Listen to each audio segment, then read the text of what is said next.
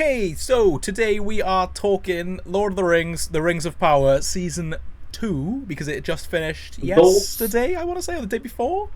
No, it was like a couple of days, Oh, like through Thursday, last alright. Thursday. I don't know whenever that was. We're a little bit late to the party, End of September, but beginning of October. this is pretty much going to be a single person review because I didn't watch it. yeah, this yeah. isn't kind of my TV show. I love the Lord of the Rings films, but this isn't really something Mm. I'm going to watch anytime soon. But you like Lord of the Rings, I think, quite a little bit.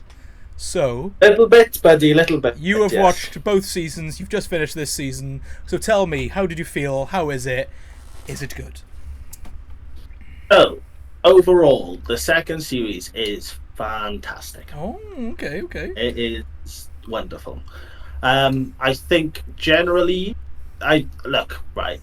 There's inconsistencies, Here we go. of course, right? And there's gonna be no. It's not. This isn't me criticizing. Yep. This is me just saying. Look, there's gonna be things. If you're like a proper Tolkien nerd who knows all the stuff, like I've got a relatively good knowledge. I'm not like I haven't read all the books. I'm not one of those people, but I've got like enough knowledge to be like, okay, I know who these people are and where they come from, that sort of thing. Yeah. If you really are like a Tolkien nerd and are pissed off because, well, actually, it doesn't actually follow the books, then shut the fuck up and stop watching. Do you know what I mean? Because if we're really going to do that, we can sit here all day and I can criticize Lord of the Rings for not following the books. But do you know what I mean? Like, for people to go, well, Lord of the Rings is actually a masterpiece, but skips loads of the books compared to this. So I think people get a bit pissy about that. Yeah. Grow up. Get over it. If you like Lord of the Rings in general, this is... it's good, but it's really, really good. Yeah, no, it is. It's really good. It's almost like a long, like Lord of the Rings film. It's nowhere near. Look, it's not as good. It's far better than Hobbit. It's far better than. No, I think anything can be really. Yeah. It's not as good as Lord of the Rings, obviously, because it will. It's next to impossible. It's one of the greatest film franchises of all time. Blah blah blah. So yeah, it's its own take on stuff. It's its own sort of take on what happens in the world. So this is not based on any of the books. For a brief thing, this is basically after the Silmarillion, which is the first book, and before the Hobbit. Right. So it's a gap. There's a gap. So it's almost like the beginning of the second year, the second sort of lifespan of Right. the world. So yeah, this is kind of there. So the first things all happened. That's kind of still fresh, but we're kind of carrying on with the story here before the Hobbit. Right. Because before all the rings and all that come into play. So yeah, that's kind of where we are. So you can kind of go with it. I think there are books on it. I think there's a lot of like offshoot books. I mean, there's like 20 different books now, I think, within the Tolkien world that's kind of taken bits from each book and kind of run with it rather than it being like an overall story. But yeah, everything about it, look, it's ridiculously expensive, and you can see because it looks incredible. It really does look fantastic. Yeah. There's probably, in all honesty, it's probably more than one, but there was like one CG bit which they kind of brought like someone from the dark into light, and you go, ooh, not great. Yeah. But like outside of that, it looks incredible. Yeah. The music's, oh my god, it's so good. The action is generally pretty solid. It's a lot slow paced. But yeah, I've heard. I think there's 2 episodes towards the back end of the season which are really action centric. I've heard. So yeah. Which again is kind of what is basically what the films are. I mean, considering everyone loves the film so much, and we wait basically nearly 5 hours for the first big battle. They're not action films. Like Lord of the Rings are not action films. No, to get to that Battle of Helm's Deep, we're basically sitting through 5 to 6 hours worth of cinema to get to that point. So, for people to go, well, it's not really action heavy, it's fine. It's Lord of the Rings. Calm down, everybody. But yes, I will. Overall, it is fantastic and I think it's a big step up from the first series. Sorry. Okay, cool. So, would you like to know what is going on? Just run me through it. Let's do it. Okay. So this is the Rings of Power, as I said. It's in the second age. So the first age has happened. I'm not going to get into that. That's the whole thing. Yeah. So we've kind of cut off the first age and we're going into the second age. So this is basically about the creation of the rings. Right. This is what this whole series is about. So yeah, the first series is interesting. It's a lot slower. There's a lot of introduction to a lot of characters, and everyone's pretty good. So the big battles, they've done the big battle of the first year. That's all kind of done. So everyone's like kind of good now. You know what I mean? Like everything's kind of calmed down. Everyone's good. The big bad's gone. Like the other one, Sauron, is still knocking about, but nobody. Everyone's a bit like he's kind of not there, but he's kind of there. Like no one's really sure what's happened to him. There's no. It's not a confirmed kill. Do you know what I mean? Yeah. So yeah, everyone's getting on. Everyone's having a nice time. Everyone's a bit chilled. It's quite relaxing. A lot of people are getting on. It's quite nice. So the first season is basically that. Right. The main character is Galadriel, who you'll know from The Lord of the Rings. I do. The woman within Rivendell with Elrond. So we have a young Elrond, and we have Galadriel, and basically Galadriel is aware that Sauron's still knocking about, so she's going after him. So that's kind of the main basis of the story. There's a big so the end of the first series finishes with everything going from really good to really shit. Right. Okay. So like, I know you're not going to watch this, and there's people out there that will or not. So I don't really know if I want to. Well, no. Okay, I will mention it now because it's the end of the first series, right? And the second series, I'm not going to spoil. Right. I'm not. Okay. The first series ends with Sauron coming back. Right. He's got a different guise, but it's Sauron. He's back. Right. We're all fucked. He's got the One Ring. He's created it. And everything's gone to shit. So Mordor is now created. Like all these things happen within the first series. So come the second series, it's kind of like, oh fuck, we're a bit fucked here. Yeah. You know? So it's kind of a bit more sad. It's a bit more serious. Right. But fantastic. So that's kind of where we left the first series. So everything's kind of gone to shit. We follow like a few different groups of characters. Yeah. So going into this series now, I'll kind of explain where we are with everything. Go for it. So there is a man called Celebrimbor. Right. Who is basically like the smith of the world. So he is like, if you need something created, this is your guy. Right, I got you. So he helps Sauron in the first one, because basically Sauron is one of his sort of powers is that he can shapeshift into look like a human, right? So he in the first series, which again I will not spell who he is, but he is a human, and then Celebrimbor helps him to make the One Ring. One Ring, got you. Which kind of ends up turning everything to shit. So now he is at the end of that. Then when everything has gone to shit, they make. So if you remember right at the start of Lord of the Rings, they go 3 for the elves, 7 for the dwarves. Yeah. So that is this whole series is everything else. So the One Ring's out. The 3 rings for the elves are made, and they're kind of out, and people are sort of like playing around with them a bit now, like realizing these rings are like legitimately powerful. Yeah. And then they're creating. So Celebrimbor is like the smith, guys. I said Sauron has gone to him and is like, so Celebrimbor isn't aware who Sauron is. There's few people who is. Galadriel is fully aware of who he is, and Elrond I think is pretty much aware of who he is. But outside of that, no one really knows. So they're basically trying to spread the word that look, Sauron's back. We need to batten down the hatches. He's coming to kill us all. So Celebrimbor is unaware. So he goes to him, and now they are now creating the 7 rings for the dwarves and the 9 rings for the men. Right. So that's where they are in this series. So they're in Celebrimbor's big, like he's got like this really fancy like place. It's quite sick. So they're there making Aragorn, making the rings. Right. So Galadriel has gone back. She is with Elrond, as I said, and let me remember Gil-galad. So they are like in basically Rivendell. It's not Rivendell, but they're basically there. Yeah. And they're kind of going, they're going to leave originally, because there's a whole thing with the trees coming down when the last leaf falls, the elves leave. There's a whole thing. I'm not going to get into that. So yeah, they put the rings on, all the leaves come back, and all the world, they're going, these rings are legitimately powerful. Yeah. So Galadriel has a ring, Gil-galad has a ring, and there's another man called Círdan, who for the proper Tolkien nerds are going to be gassed about it. I was a bit like, he's a good fella. He is. Right, he's like one of the OGs. He's there from the start and he's there at the end. Cool. So yeah, these three are the ones who've gone, look, we're having the rings and we're gonna fight back, basically. So that's kind of going on. That's where all they are, right? So Galadriel's after Sauron. Sauron's making rings. That's kind of where we are with this. Yeah. Then we have, which I think is probably everyone's favourite characters, no, definitely from the first series and into the second. We have Durin the Fourth, and his wife Disa, who are the dwarves. So they are in Casa Doom, if you remember from the first tunnel they go into. Yeah. Yes. Yeah. So they're in Casa Doom before everything goes to shit. So this is Casa Doom pre all of that. So everything's good at the moment, you know.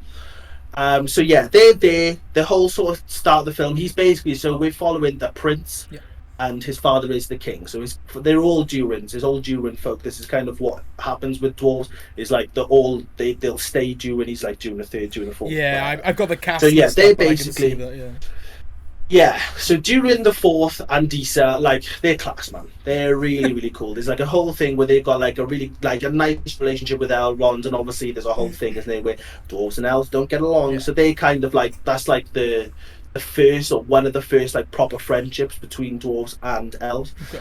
And so yeah, there's a lot of stuff that's kind of going wrong there. So there's mentions of a boy, of a very large boy, you know. Okay. Yes.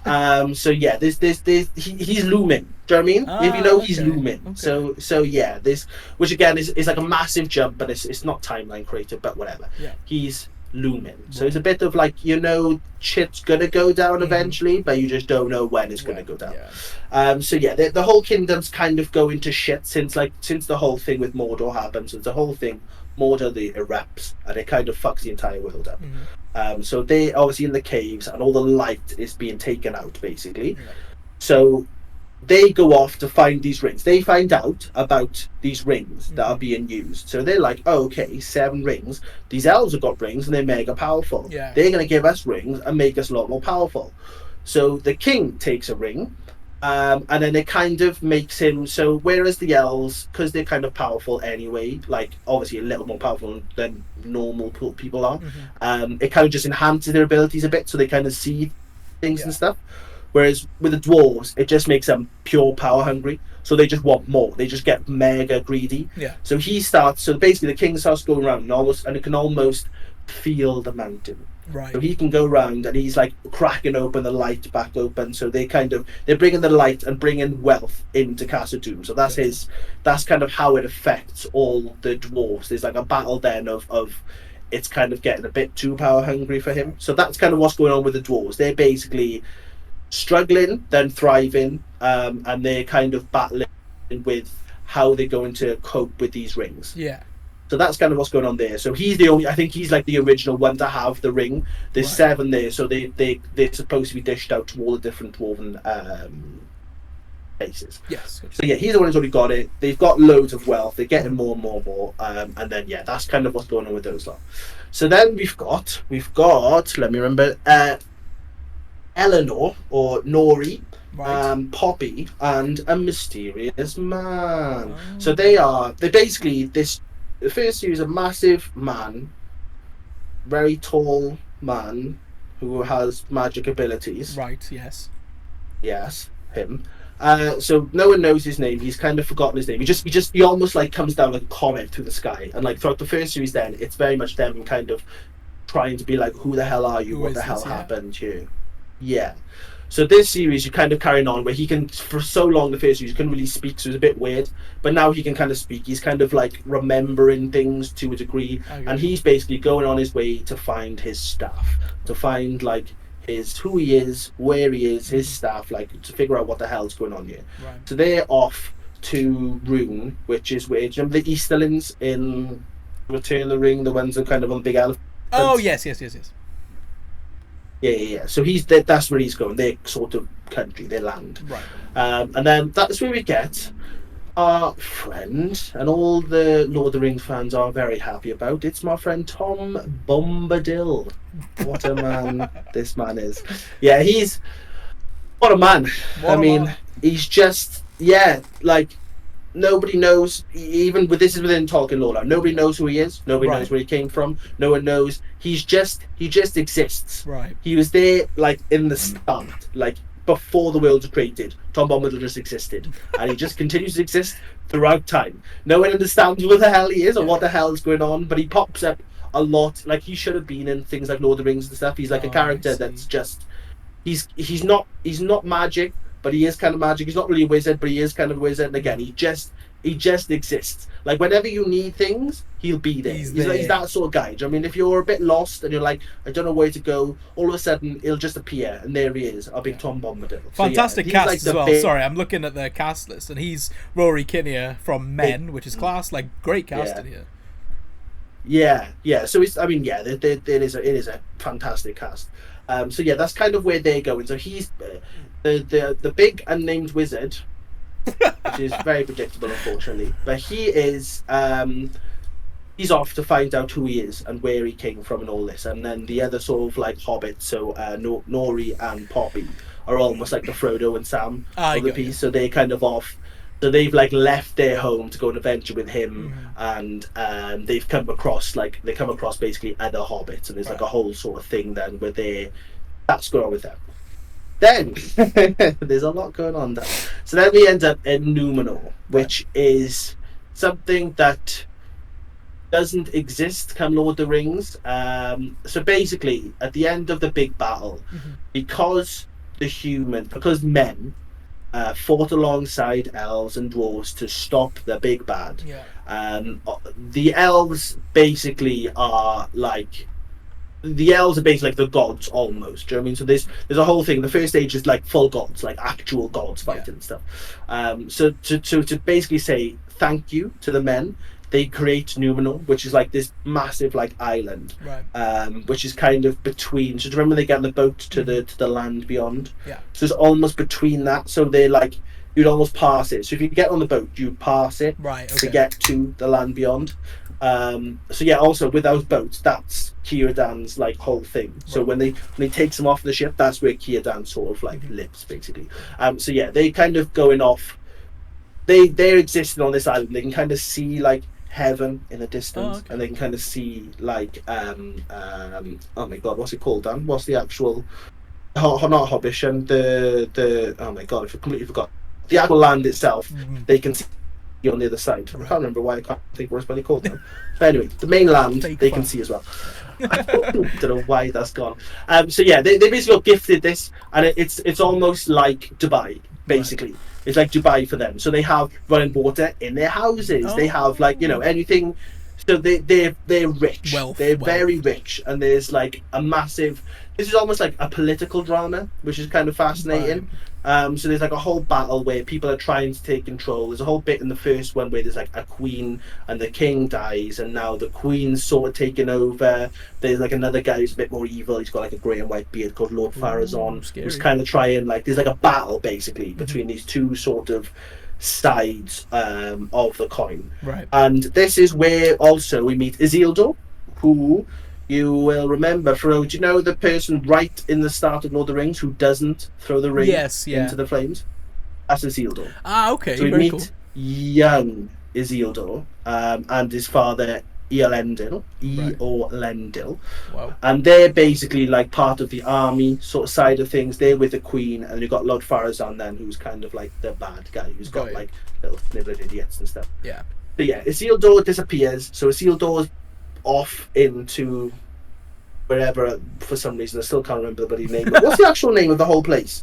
Of the entire area? You're asking me. Why can't I remember? I'm watching Lord of the Rings in age. Yeah, I know. I just can't think. It's really obvious, but I just can't think of the whole area as a whole, or where all Hobbiton and Mordor and all this is. For some reason it's just escaping me. But he's there.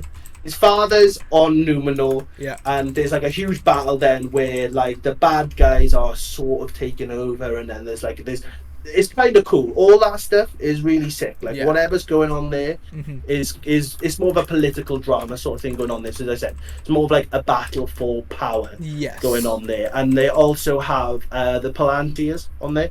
If you remember the the ones Saruman's using. Mm-hmm. The Yeah. big, like bowl. Yeah. So they got those there, and they're sort of like trying to figure out. A lot of people are using that, and they can sort of see in the future and see in the past, and it's a bit wild over there. Yeah. So yeah, that's kind of going on over there. So there's like a political battle over there. So Elendil is not sure if Isildur's dead or not. Right. Isildur's not dead. No. So yeah, he's kind of trying to get off the island. Mm-hmm. Isildur's trying to get on the island. So Right. they're trying to get back together. Yeah. But they're kind of obviously on different. They've got a lot of shit going on. Yeah. So yeah, that's kind of where they are. Then Isildur is basically on Earth. It's not Earth. So he's basically back on shore, on land. And yeah, he kind of got lost in the last battle. He came back, and then they have an original character, and his name is, I don't even know who he is, Arondir. Right, and that's nothing to do with any of the books or anything, no? No. Okay. This is what they've kind of created. So they made him for the purpose of the series. And he's the one guy in this whole thing that I'm like... He probably would be, though, Okay automatically, about him, wouldn't he? Because he's not anything to do with it, so I'm assuming it kind of feels a bit out Yeah. of place. He very much feels like the sort of the guy in between. Like, it's almost if someone goes missing, Yeah. and then it's like, so say for example with this Isildur now, he'll have bits with him, and I'm sure in the next series, Elendil will find him, and they'll be like, "Oh, I know your son." He's almost that guy, rather than just having people end up in random places. Yeah. He's almost like a middleman. Yeah, where you he's can like kind filling of in the connect blanks. things. Yeah, Anyway. he kind of feels like a guy. He's quite cool. He's got some quite cool action scenes and stuff. Like Okay. he's kind of there, but like I think in the first series they kind of give him a lot more to do, whereas this one he's very much a side character, which is I prefer that personally. So yeah, they're kind of together just in a little village basically, and there's like a whole sort of thing going on with those where they're sort of just trying to recover basically. So I think this village was pretty much where they were in the first film, where everything went to first series, sorry, Yeah. where everything went to shit, and this is the village that got like obliterated with the whole Mordor thing. Right. So they're kind of trying to like rebuild and sort of like just get back on their feet. So they're kind of there chilling. So yeah, not a lot really goes on with those lot. They're just kind of quite cool people. Mm-hmm. And then I think the most interesting part probably of this entire thing is the orcs. Right. So there is an orc leader called Adar, who's sort of like in charge of, like, he's almost like the main orc man Right. that they're following. So at this point, Sauron is not in control of the orcs. The orcs live independently. Okay. But this is the first time where the orcs like have personalities. They're not just I'm going to kill you. Yes. Like there's a lot of this where we have orc families, Oh, that sounds class. which is kind of interesting, which is kind of where they've gone in a complete different direction with this, because I think technically orcs, I think they may be orc females, but it's never really explained, because obviously they're basically maids, aren't they? They're created rather than are life forms that can give birth and stuff. So yeah, they kind of go with that, which I kind of like. I like the fact that it's not, because you spend a lot of time with the orcs. Yeah. So you kind of get to know them a bit better. Weirdly, like they've got their own like little personalities and stuff. Yeah. And there's like a lot of, there's like a sort of a second in command that's like questions a lot of things, which is kind of nice. Do you know what I mean? Like where there's like battles going on, and sort of Adar sort of like will kill them. There's another orc going, I don't know if this is a good idea. Do you know what I mean? Like things like that, which is little things where you just sort of think, oh, they're not just mindless things that go, they cannon fodder, they? Lord of the Rings, they just cannon fodder. They just turn up, they get obliterated, and they go on their way. That's it. Whereas in this one, they kind of gives them, they're almost smart, They're almost like have a brain rather than just killing machines. Yes. Yeah. So yeah, it's really fascinating, to be fair, and that's kind of where we go. So the orcs are after Sauron. Right. So Sauron's there's a whole thing where Sauron was kind of in control, because obviously orcs have always been used as the bad guys. They've always been pawns. Weapons, They're just there as cannon fodder for everyone. Yeah. They've always kind of been used that way, and I think after the initial first sort of end of the battle, end of the first big battle, they were kind of like, we don't want this anymore. Like there was them being like, we don't want to just be Carnivore anymore. We want to be like, we're still orcs, we're still going to go out and kill people, and you know, we still want to be like the bad guys as such, but we're not just thrown out to be killed. So they kind of turn against Sauron a bit, like, no, we had one master and it wasn't you, so please leave us alone. So Adar sort of takes over. So they're basically going, Sauron's back, we need to kill him. So kind of weirdly, the orcs are almost sort of like the heroes in this one. They're the ones chasing. Yeah. So you've got that, as I said, you've got Galadriel and stuff going on. But yeah, that's basically what's going on. It's a lot of storylines, isn't it? I know. Yeah. A lot, yeah. So there's a lot going on. As I said, I'm not going to get into spoilers because I think I want you to watch it. To be fair, judging off what you just spoke about, this sounds great. So I might actually have to start it. Yeah. It really is. Like, I mean, the first series it's not a slog, but you kind of go, okay, like it's one of those. You finish and you'll go, all right, I'm interested. I'm interested enough to see where this kind of goes. Yeah. But the second series just kind of like, I don't know, it's just something about it that it just kind of takes characters to places that I didn't really expect. You know, like it was a lot of things where I wasn't sure where they were going with certain characters, and it's just great. I think because the first series is so like everything's fine, everything's great, and then you kind of see things going wrong and people losing their shit and like it's not happy anymore, and it's kind of like, you know, you kind of have to, almost similar to I guess like the original sort of the Two Towers, where it's kind of like we can see where we need to go, but we're kind of fucked at the moment. Like stuff's not going well, not going how we wanted to, and I think this is almost that. But yeah, it's kind of a bit more miserable. It's a bit more like serious in a way. There's a lot more of like impactful things happen, because obviously by this point you've kind of grown to know the characters a bit better, so you kind of feel a bit more when things don't go well for them. But yeah, it's just, as I said, this whole series is basically about the creation of all the other rings, and then going forward it's going to be them dishing out the rings basically. So they have all the rings are now in, that's all I will say, they are now in play. And who has them and where they go in, you will have to find out. So yeah, that's basically what this whole series is kind of about, and where it's going. The third one is very similar to Lord of the Rings, where it's just like, we need to get this off this man and destroy it, you know, like that's kind of where we are now. But obviously I think there's so much room for them to go. There is so much, like, this could go on. Obviously I hope it doesn't go on for, you know, don't want like 8-9 series. Well, of this, really, I mean, to be fair, they were promised 5 seasons, but I've just read that it's not been renewed for season 3 yet.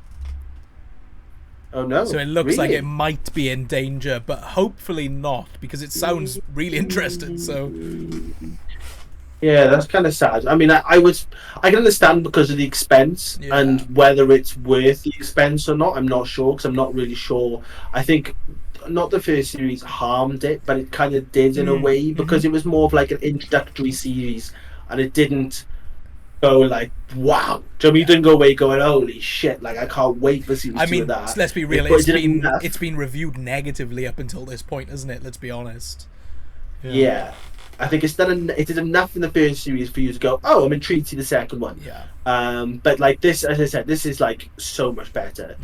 So it would be genuinely like a huge shame if this is it. I don't think it will be. I know it hasn't been renewed, but I really can't see this being it. No, I think they'll give it one more and they'll go, look, you people either connect or they don't. I think it'll be one of those. Yeah. Because I think they've introduced so many people into this for the fans as well, which I think was kind of like a big thing with the first one. Is a lot of like the fans were like, wow. Whereas, like, you know, we get bloody the Entwives. I mean, like, for people who know, no, but for people who know, that's wild. Like, that is wild. If you remember in Lord of the Rings, the Ents go, our wives walked off one day, never came back. And that is literally what happened. The Entwives just left. They just went, fuck this shit, I'm out. And never returned. Nobody ever knows where they came. We've got Entwives. We've got female Ents in this thing. Like, it's so cool. Lord So of the yeah, Woe. like I think it Sorry, I was joking. yeah, yeah, it kind of I think it follows on for a lot more stories. It takes characters in, as I said, to really interesting places. Um, yeah, there's some the last sort of like 2 episodes in particular are like really great. Like there's a good build up to that point. I know everyone's sort of like, oh, the battle. The battle is like the last but one. And the last one is kind of like it's sort of setting up, but it doesn't. I think with the first one, it kind of finishes you going, ooh, whereas this one kind of explains a bit, but Right. it's got enough going on that you go, okay. Do you know what I mean? Like you can see where it's going and what's going to come Yeah. going forward, but it's not such a hard. As I said, like the last series basically finishes going, Sauron's back, Yeah. Mordor, shit's gonna go wrong. Yeah. Was this one it kind of finishes and you go, ooh, okay, I Yeah. don't. If this was the end, it's actually be a shame. You can kind of go, okay, that's what Yeah. it was, and that's Yeah. cool. Do you know what I mean? It didn't really leave a lot of questions, Okay. but just more intriguing to see where we end Where up we going. go. Yeah. Yeah, hopefully. And again, this is kind of all Amazon really have, isn't it? It's this and the boys. That's all they This really and the have. I know Fallout's boys. done well for Yeah. them. Which I'm assuming they'll probably go back to Fallout because that did very well. Yeah. But there's not, as far as Amazon original stuff, they don't really have a great deal. No, and it kind of makes me But sad again, because it's I a think lot of money, isn't it? I think Amazon do really good stuff. I'll be honest. I think The Boys has been they do. consistent. This looks and sounds very interesting, and Fallout was fucking awesome. And I think if they do a second season, that's going to be great. But kind of sad because they do good work. Yeah, but again, I think this probably comes down to more money than anything, 100%. because obviously it is the most expensive series to make ever. Yeah. It's stupidly expensive per episode. So I can kind of understand if this is it, but I think it'd be a massive shame. I think at least give them a series, at least just the kind of, because we've got so, as I said, we've got so much to fill in. Like if you think of the start of the Lord of the Rings, I know like the Hobbit kind of comes before that, but if you think of the start, like the literal first scene of the Lord of the Rings with a whole battle, you could build to that. 100%. Do you know what I mean? Like you've got so much room to build to that, to where Sauron's back, because there's very much like he's coming back. There's a lot of like he's not full armored or anything, but you know what I mean. It's very much building towards that, and again, it's more fascinating insight into him, because he's not just a big fucking eye. Do you know what I mean? Like it's just sort of like, oh no, it's Sauron. Oh no, but you never really. It's sick design and stuff, and he's almost like terrifying in the sense of people going. Hang on, sorry, 1 sec, we lost you then. Okay, hang on. We'll just catch it. It looks like it's just catching back up with you a sec. Okay, you can carry on now. Okay. So yeah, it's kind of like in the original, especially Lord of the Rings and to a degree Hobbit. It's very much all the implications, isn't it? It's very much like Sauron's bad because he did this, he did that, he did the other. Boy, but you never see him. You never know really who Sauron is, this is kind of like almost them going, this is who he is, and this is kind of like the other aspects of his character, which is, as I said, the shapeshifter thing is a big thing Sauron did. Like after the end of the first battle, it's almost like similar to Harry Potter, for example, where Voldemort at the start has lost all his powers and he has to regain his strength, things like that.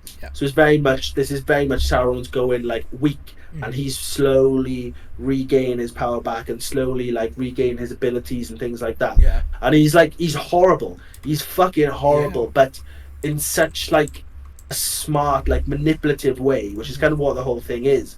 But he's so smart about it. There's so many like little things he does that's like horrific. And for the people who know, like the characters who know who he is, are looking at him going, "Shit, that's Sauron," and everyone else is going, No. He's nice. What are you on about? Do you know what I mean? There's a lot of like there's just tiny little things he does that you go, oh, like he's almost like threatened. Or he's almost going, I know you know who I am, but these lot love me. So good luck. Like, do you know what I mean? So yeah, it'd be a big shame. I think we'll at least get one more.